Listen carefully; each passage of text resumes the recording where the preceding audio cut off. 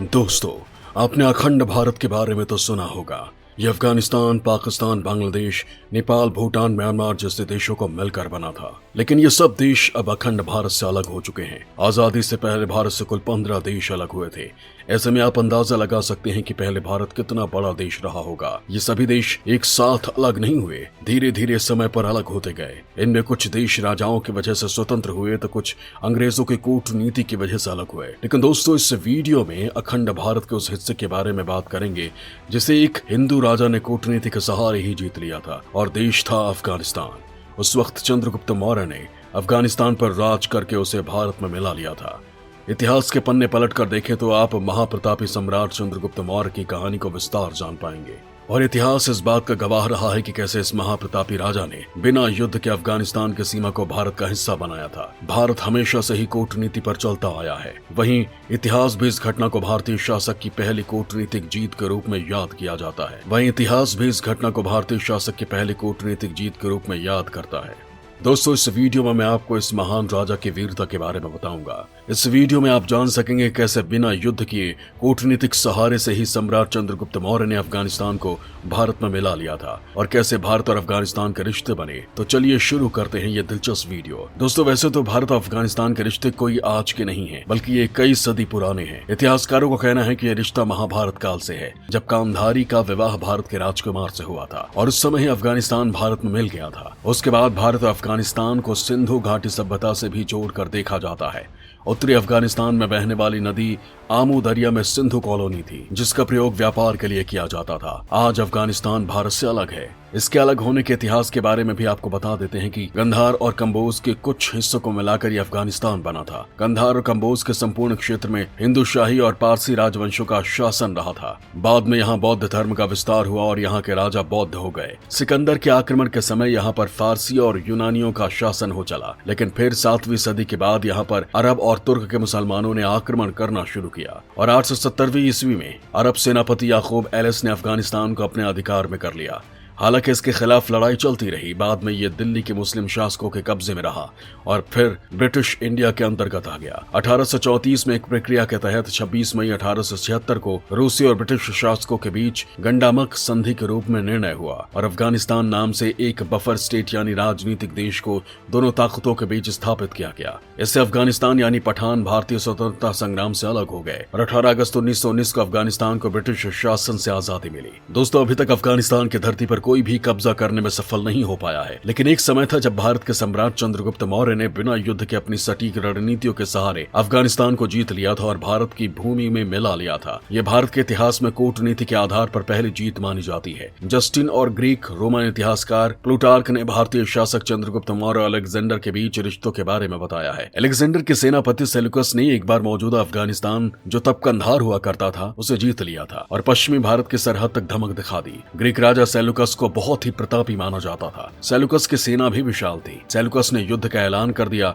चंद्रगुप्त मौर्य ने इस युद्ध के ऐलान को स्वीकार कर लिया, और उन्होंने ग्रीक राजा के सामने शर्त रखी कि अगर वो युद्ध में पराजित हो जाते हैं और चंद्रगुप्त जीत जाते हैं तो वो राजकुमारी हेलेना से विवाह करेंगे और कंधार यानी अफगानिस्तान पर भी राज करेंगे। युद्ध शुरू हुआ और सेल्यूकस की सेना को कड़ी टक्कर मिली, जिन्हें मौर्य सेना ने हरा दिया था। शर्त के मुताबिक राजकुमारी हेलेना और कंधार को जीतने में भारतीय सम्राट सफल रहे। 305 ईसा पूर्व सेल्यूकस ने चंद्रगुप्त मौर्य को अफगानिस्तान सौंप दिया। इस जंग के बाद मौर्य वंश और प्राचीन ग्रीक साम्राज्य के बीच कूटनीतिक रिश्ते बन गए थे। दोस्तों, चंद्रगुप्त मौर्य के गुरु आचार्य चाणक्य ने हमेशा से ही अपने शिष्य के कामयाबी के बारे में सोचते नजर आए थे। कहा जाता है कि उन्होंने चाणक्य नीति किताब में शासन करने की ऐसी कूटनीति लिखी थी जिसका पालन मौर्य राजवंश द्वारा किया जाता था। इसी नीति के तहत चंद्रगुप्त मौर्य ने ग्रीक राजकुमारी हेलेना से शादी की और अफगानिस्तान पा लिया था। इतिहासकारों का कहना है कि ग्रीक साम्राज्य ने कंधार के अलावा अफगानिस्तान के दूसरे इलाके और भारत पर चंद्रगुप्त का शासन स्वीकार कर लिया था। इसी दोस्ती के चलते चंद्रगुप्त ने महावतों के साथ 500 हाथी, मुलाजिम, कुछ सामान और अनाज यूनान, जिसे अब ग्रीस कहते हैं, वहां पर भेज दिया था। यूनान के राजदूत मेगास्थनीज को मौर्य के दरबार में नियुक्त किया गया था। दोस्तों, यहाँ आपको बता दें कि मेगास्थनीज ने चंद्रगुप्त के कार्यकाल पर किताब इंडिका लिखी थी, जो बहुत लोकप्रिय हुई थी।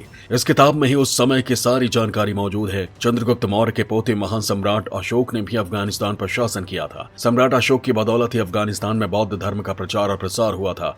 अशोक के शासनकाल में अरमिक और ग्रीक दोनों भाषा अफगानिस्तान के इन इलाकों में बोली जाती थी। सम्राट अशोक के द्वारा बसाए गए लोगों ने बाद में अफगानिस्तान के बामियान में विशाल बौद्ध मूर्ति बनाई थी, जिसे बाद में 2001 में तालिबान ने बम से उड़ा दिया और नुकसान पहुंचाया था। दोस्तों, वर्तमान में हालात की बात करें तो अमेरिका से लेकर ब्रिटेन और रूस तक पिछले कई दशकों से अफगानिस्तान पर कब्जे की कोशिशों में लगे हुए हैं, लेकिन अभी तक कोई भी अपनी इस कोशिश में सफल नहीं हो सका है।